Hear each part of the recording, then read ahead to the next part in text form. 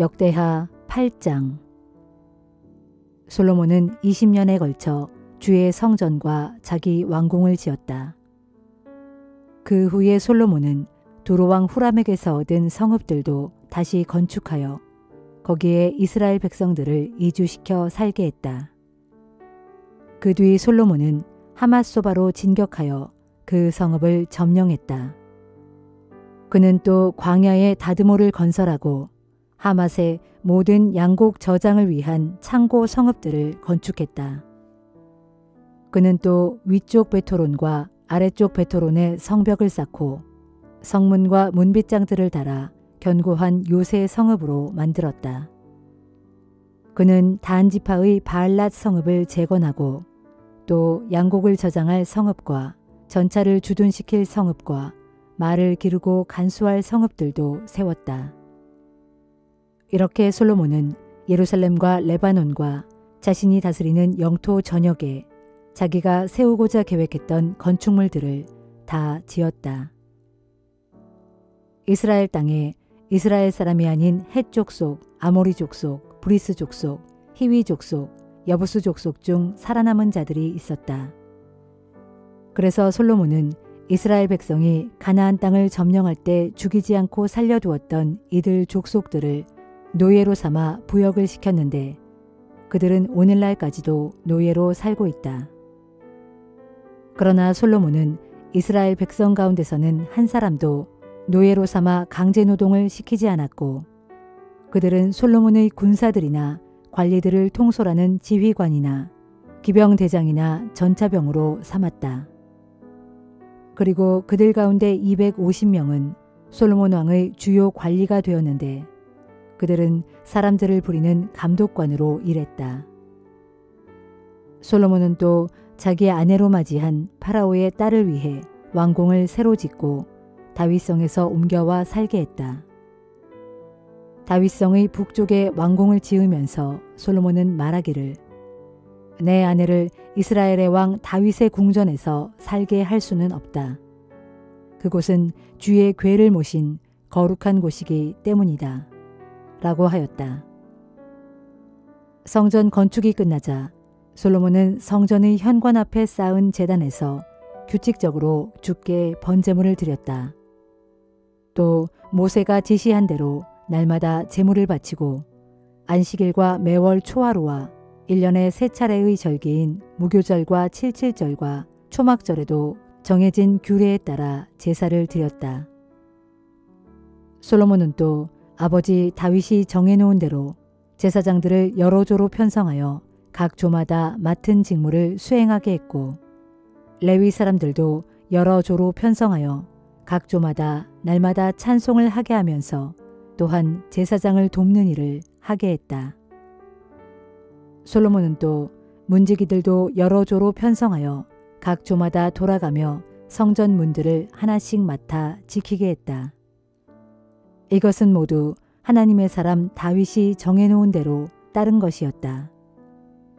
제사장들과 레위 사람들은 성전의 창고를 관리하는 일을 포함하여 온갖 성전 일을 수행함에 있어서 일찍이 다윗 왕이 일일이 지시해 놓은 바에 하나도 어기지 않고 그대로 따랐다. 그리하여 솔로몬의 성전 건축 공사는 맨 처음 성전 주춧돌을 놓던 날로부터 시작해서 그 공사가 모두 완공되는 그날까지 모든 일이 순조롭게 잘 이루어져 마침내 주의 성전이 부족한 것 하나 없이 오롯이 그 모습을 드러냈다. 그 뒤 솔로몬은 해상 활동도 활발히 했다. 그때 솔로몬은 에돔 땅의 바닷가에 있는 에시온 게벨과 엘롯까지 진출했는데 두로왕 후람이 자기 신하들을 시켜 상선들과 바다 경험이 많은 선원들을 솔로몬에게 보내주었다. 솔로몬의 선원들은 그들의 지원을 받아가면서 함께 멀리 오빌까지 가서 금 450달란트를 실어다가 솔로몬에게 바쳤다.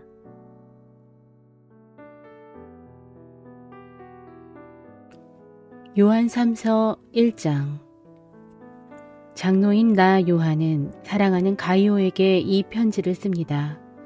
나는 진리 안에서 그대를 진정으로 사랑합니다.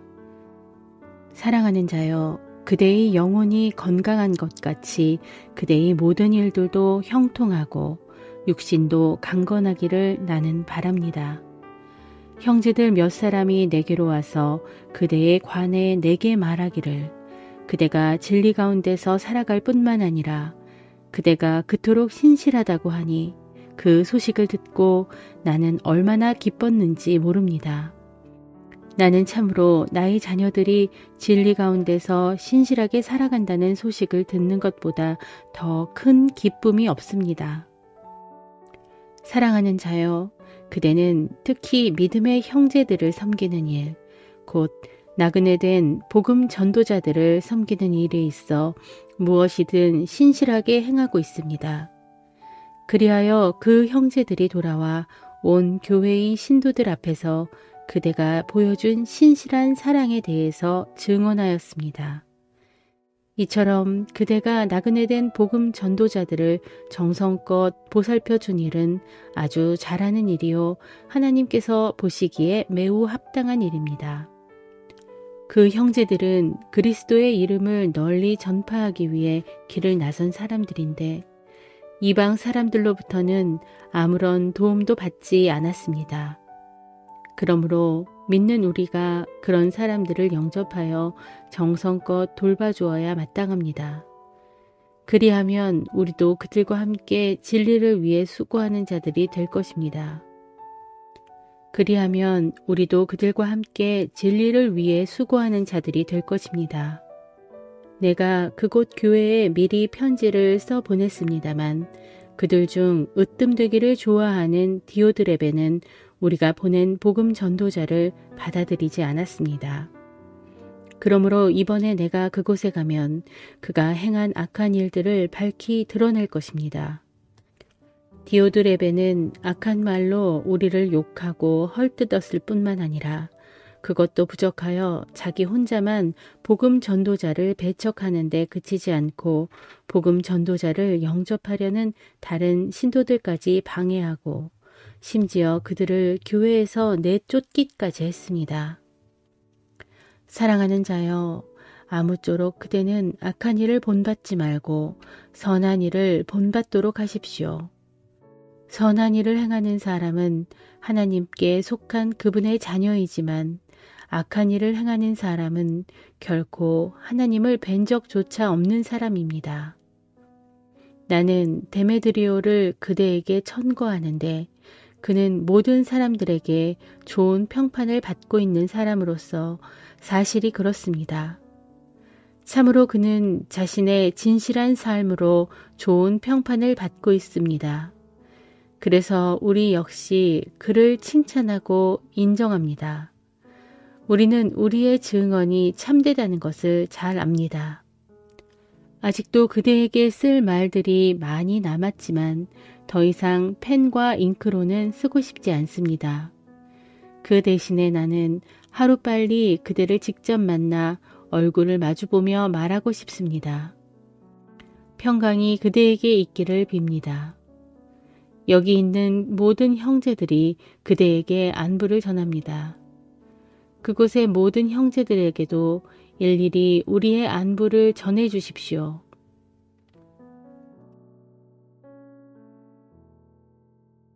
하박국 3장. 이것은 시기온옷 곡조에 맞춘 예언자 하박국의 찬양 기도이다. 오 주여, 내가 주님의 명성을 전해 듣고 놀라움을 금할 수 없습니다. 주여, 주께서는 주의 크신 일들을 우리 시대에 다시금 새롭게 행하소서. 우리 시대에 널리 알려지게 하소서.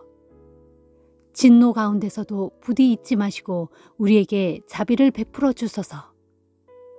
보라, 하나님께서 대만에서 오시고 거룩하신 분께서 바란 산에서 오시도다.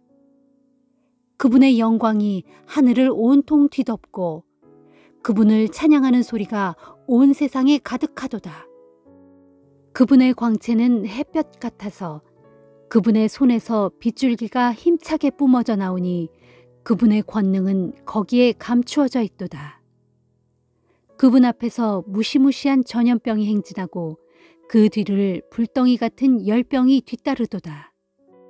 그분께서 거니시다가 잠깐 멈춰 서시니 땅이 흔들리고 그분께서 서서 노려보시니 온 세상의 문나라들이 두려워 벌벌 떨도다.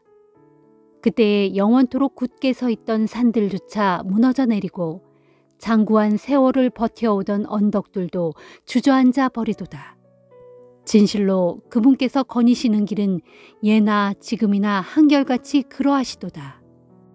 그때 내가 보니 구산의 장막이 큰 근심에 휩싸이고 미디안 땅의 휘장들이 두려워 떨고 있도다.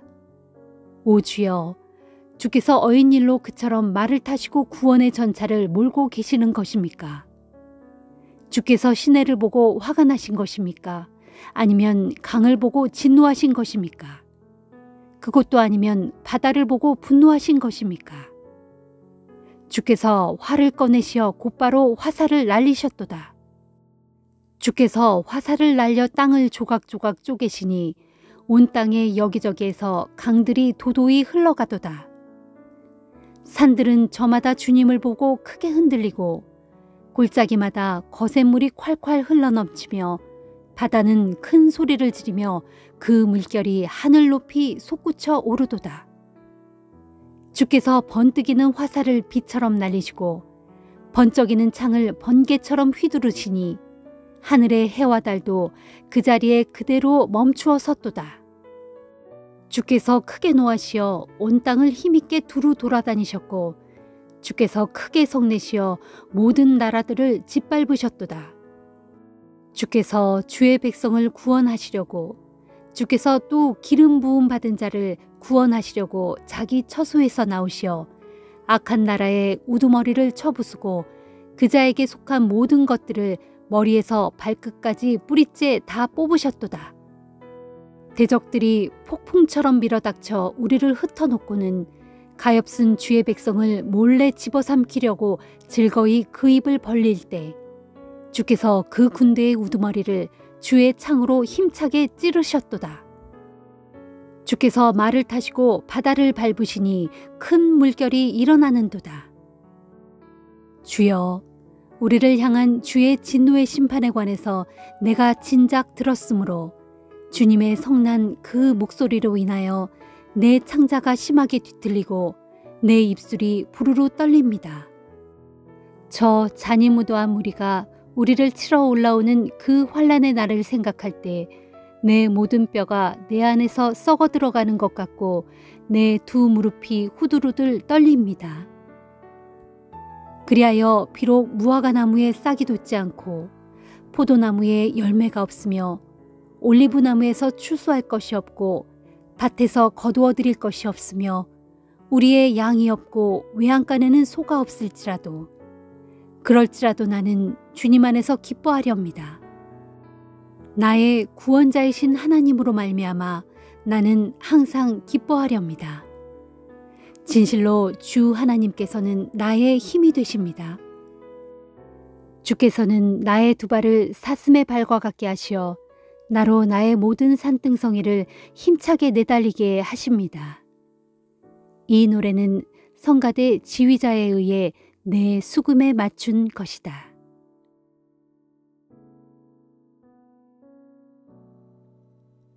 누가복음 22장. 6월절이 다가왔다.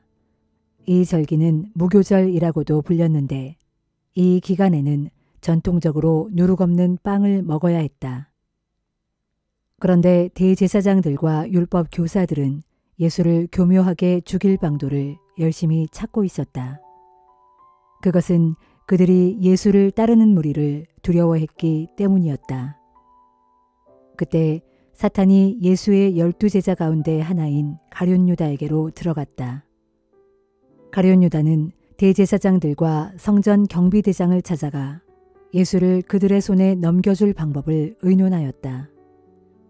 그러자 그들은 무척 기뻐하면서 가룟 유다에게 돈을 주겠다고 약조했다. 유다도 이에 동의하고 그때부터 그는 사람들이 없을 때 예수를 그들의 손에 넘겨줄 기회를 엿보기 시작했다. 유월절 양을 잡고 또 누룩 없는 빵을 먹는 무교절이 되었다. 예수께서는 베드로와 요한에게 말씀하셨다. 너희는 가서 우리가 먹을 수 있도록 유월절 음식을 준비하여라. 그들이 예수께 물었다. 어디에다 준비할까요? 주께서 대답하셨다. 예루살렘 성읍 안으로 들어가면 너희는 물동이를 메고 가는 사람을 만날 것이다. 그러면 너희는 그 사람이 들어가는 집으로 따라 들어가라. 그런 다음 그 사람에게 말하기를 우리 선생님께서 제자들과 함께 유월절 음식을 드실 방이 어디에 있느냐고 하십니다. 하여라. 그러면 그 사람은 잘 정돈된 2층 넓은 방을 너희에게 보여줄 것이다. 거기에다 너희는 유월절 음식을 준비하도록 하여라. 제자들이 길을 떠나보니 과연 모든 것이 예수께서 말씀하신 그대로였다. 그래서 제자들은 그곳에다 유월절 음식을 준비하였다. 시간이 되자 예수께서는 제자들과 함께 식탁에 앉으셨다. 예수께서 제자들에게 말씀하셨다. 내가 고난을 당하기 전에 너희와 함께 이 유월절 음식을 먹기를 참으로 간절히 원했다. 내가 너희에게 말한다. 이제 하나님 나라에서가 아니면 앞으로 다시는 내가 유월절 음식을 먹는 일이 없을 것이다. 그리고 예수께서는 잔을 들어 감사기도를 드리신 다음 제자들에게 말씀하셨다. 자, 이 잔을 받아 너희가 서로 나누어 마셔라. 내가 너희에게 말한다. 하나님 나라가 임할 때까지 이제 나는 포도나무 열매에서 난 것을 다시는 마시지 않을 것이다. 예수께서 또 빵을 들어 감사기도를 드리신 다음 그것을 떼어 제자들에게 주시며 말씀하셨다. 자, 이것은 너희를 위하여 주는 나의 몸이다. 이것을 먹어 나를 기념하여라. 유월절 식사가 끝나자 예수께서 또 잔을 들고 감사기도를 드리신 후에 제자들에게 말씀하셨다. 이 잔은 내가 너희를 위하여 흘리는 바 내 피로 세우는 새 언약이다. 그러나 보라, 이 식탁에 앉아있는 한 사람이 나를 배반할 것인데 지금 그의 손이 내 손과 함께 식탁 위에 놓여 있다. 인자는 하나님께서 정하신 길로 갈 것이지만 인자를 팔아넘기는 그 사람에게는 화가 있을 것이다. 그러자 제자들은 과연 그런 일을 하게 될 사람이 누구일까 하면서 자기들끼리 서로 수군거렸다. 제자들 사이에서 누구를 가장 큰 사람으로 여길 것인지를 놓고 논쟁이 벌어졌다. 그것을 보고 예수께서 제자들에게 말씀하셨다. 이 세상에서는 왕이 백성들 위에 군림하며 권력을 부리는 세도가들도 자기들 스스로 백성들에게 은전을 베푼다 라고 말한다. 그러나 나의 제자된 너희는 그렇게 해서는 안 된다. 너희 가운데 가장 큰 사람은 가장 어린 사람과 같이 되어야 하고 또 너희 가운데 다스리는 사람은 남을 섬기는 사람과 같이 되어야 한다. 누가 더 높은 사람이냐? 식탁에 앉아있는 사람이냐? 시중을 드는 사람이냐? 너희는 당연히 식탁에 앉아있는 사람이라고 생각할 것이다. 그러나 나는 시중을 드는 사람으로서 너희 가운데 있다. 너희는 줄곧 나와 함께 있으면서 내가 겪은 시련을 나와 함께 받은 자들이다. 그러므로 내 아버지께서 내게 나라를 맡겨주신 것처럼 나도 너희에게 그렇게 하겠다. 장차 너희는 내 나라에 들어와서 내 식탁에 앉아 먹고 마실 것이며 또 보좌에 앉아 이스라엘의 12지파를 심판하게 할 것이다. 시몬아, 시몬아, 보아라. 사탄이 너를 밀 까부르듯 하겠다고 내게 요청하였다. 그러나 나는 네가 믿음을 잃지 않도록 너를 위하여 기도하였다. 장차 네가 깨닫고 돌이킨 후에는 내 형제들을 굳세게 하여 그들에게 힘이 되어 주어라. 그러자 베드로가 예수께 대답했다. 주님, 저는 이미 주님과 함께 감옥에 갈 만반의 각오가 되어 있습니다. 죽음까지도 마다하지 않겠습니다. 예수께서 대답하셨다. 베드로야, 내가 네게 말한다. 오늘 닭이 울기 전까지 너는 나를 3번이나 모른다고 부인할 것이다. 그리고 예수께서 제자들에게 물으셨다. 일전에 나는 너희를 보내면서 지갑이나 식량 자루나 여분의 신발을 가져가지 말라고 했지만 어디 한 가지라도 부족한 것이 있었더냐? 제자들이 대답했다. 하나도 없었습니다. 예수께서 제자들에게 말씀하셨다. 그러나 이제부터는 지갑이 있으면 지갑을 챙기고 자루가 있으면 자루를 챙겨라. 또 칼이 없는 사람은 겉옷을 팔아서 칼을 사라. 내가 너희에게 말한다.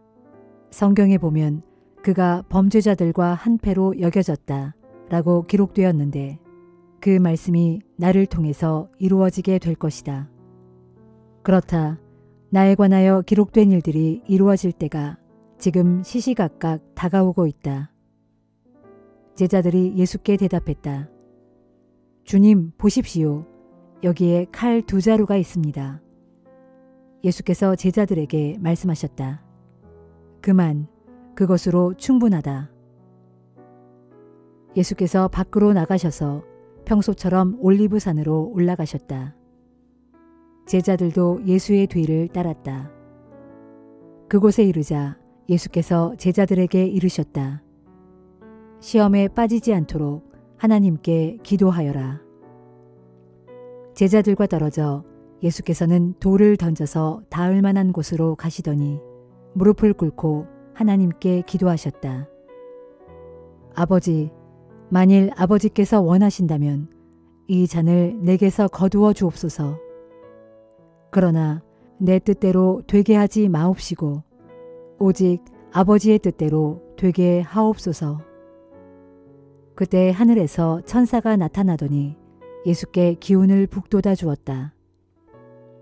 예수께서 깊은 고뇌에 차서 더욱 간절히 기도하시자 이마에 맺힌 땀이 핏방울같이 되어서 땅에 떨어졌다. 기도를 마치고 일어나 예수께서 제자들에게 돌아가 보시니 제자들은 슬픔에 지쳐 깊이 잠들어 있었다. 그래서 예수께서 제자들에게 말씀하셨다. 어찌하여 자고 있느냐? 일어나 시험에 빠지지 않도록 기도하여라. 예수께서 제자들에게 아직 말씀을 하고 계실 때 한 무리의 사람들이 몰려왔다.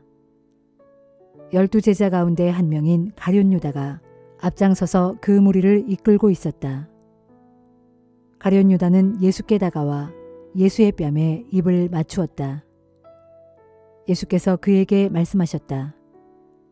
유다야, 너는 입맞춤으로 인자를 팔아넘기려 하느냐? 다른 제자들이 지켜보고 있다가 예수께 말했다. 주님, 우리가 칼을 써야 하지 않겠습니까? 그러고서 제자들 가운데 한 사람이 대제사장의 종을 칼로 내리치자 그의 오른쪽 귀가 떨어져 나갔다. 그러자 예수께서는 그만두어라 하며 만류하시고는 그 사람의 귀를 만져 고쳐주셨다. 그런 다음 예수께서는 자신을 체포하러 온 대제사장들과 성전 경비대장들과 장로들에게 물으셨다. 당신들이 이렇게 칼과 몽둥이로 무장하고 오다니 내가 강도라도 된단 말이오. 내가 날마다 성전에서 당신들과 함께 있었는데도 당신들은 내게 손도 대지 않았소. 그러나 이제는 당신들의 때가 되었소. 어둠의 권세가 기세를 부릴 때가 온 것이오. 무리가 예수를 붙들어 대제사장의 집으로 끌고 갔다. 베드로는 멀찍이서 뒤따라갔다. 무리가 뜰 한가운데에 불을 피워놓고 둘러앉자 베드로도 그들 가운데 슬며시 끼어 앉았다. 그때 한 여종이 불을 쬐며 앉아있는 베드로를 보았다. 그 여종은 베드로를 빤히 쳐다보다가 말했다. 틀림없어요.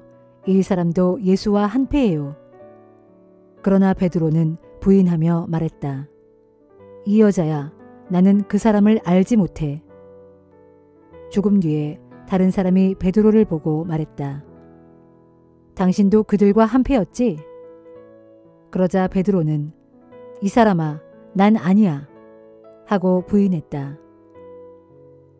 1시간쯤 지났을 때 또 다른 사람이 베드로를 보며 강경하게 말했다. 이 사람도 갈릴리 출신인 걸 보니 틀림없이 예수와 한패요. 그러나 베드로가 강력하게 부인하며 말했다. 이 사람아, 난 자네가 도대체 무슨 말을 하는지 전혀 모르겠소.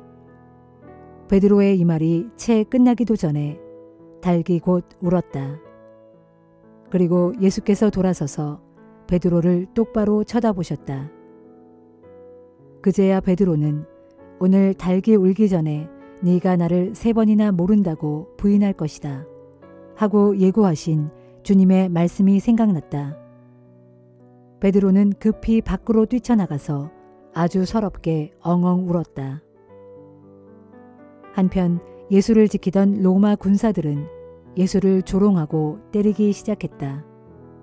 그들은 예수의 눈을 가려놓고 주먹으로 치면서 예언자여, 알아맞혀 보아라. 누가 널 때렸지?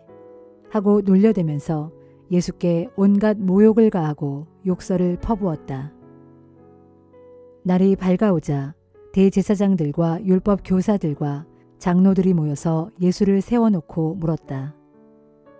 네가 그리스도라면 그렇다 하고 우리에게 말하라. 예수께서 대답하셨다. 내가 당신들에게 말해도 당신들은 믿지 않을 것이요. 또 내가 당신들에게 물어도 당신들은 대답하지 않을 것이요. 그러나 이제 인자는 전능하신 하나님의 오른편 보좌에 앉게 될 것이요. 그러자 그들이 모두 소리쳤다. 그러면 당신이 하나님의 아들이란 말이냐? 예수께서 말씀하셨다. 그렇소. 방금 당신들이 말한 대로 내가 바로 그요. 그들이 다시 소리쳤다. 이제 우리에게 더 이상 무슨 증언이 필요하겠소?